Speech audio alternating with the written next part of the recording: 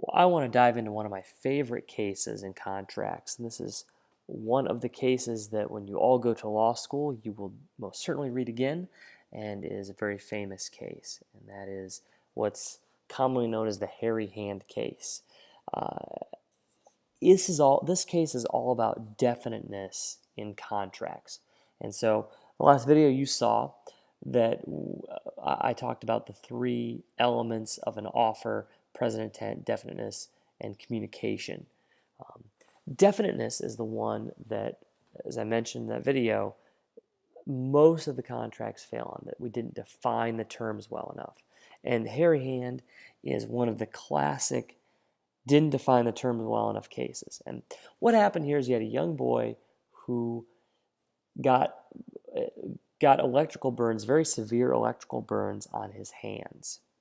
And so much so that they gave him a lot of pain and a lot of trouble. And this was many years ago, and it was early on when they were just starting to get into skin grafting. And so he went to see a doctor who wanted to try a skin grafting experiment. And essentially, the doctor said something to the effect of, I will give you a perfectly good working hand. Okay, so a good working hand. Um, and he agreed, the family and this boy agreed to do the surgery. And so what they did is the doctor grafted skin, and they find another spot where they've got a wide amount of skin that they can shave off, and then they put that on and sort of seal it to the exposed burned areas and let that all heal. And so they took a skin graft from this boy's chest. Well, this was a great idea until the boy hit puberty. And what happens?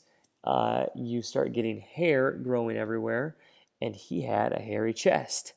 Um, and so all of a sudden, this boy starts growing hair all over his hand. That's why it's the hairy hand case, right?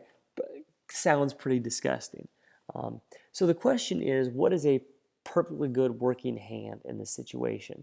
When the doctor is saying a good working hand, does that mean that it will function, it will be without pain, or does that mean it will be aesthetically pleasing in that it won't have hair?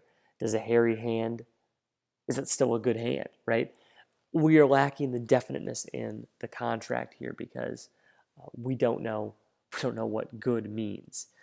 Now I've always taken a poll on this, and there are a number of people in class who are like, that is disgusting, that is not a good hand, I would not want a hairy hand. Then there are a lot of people who are like, well, it'd make waxing my car easier. Or, at least, hey, I can do something about it. It wouldn't be painful. It wouldn't be the end of the world. I shave my face every day. I could just shave my hand too. You could nair it.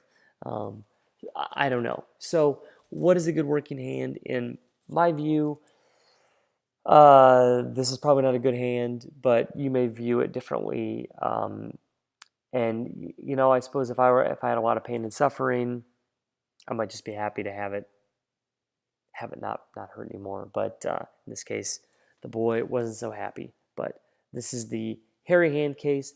Give it a read and see what you think. Interesting set of fact patterns.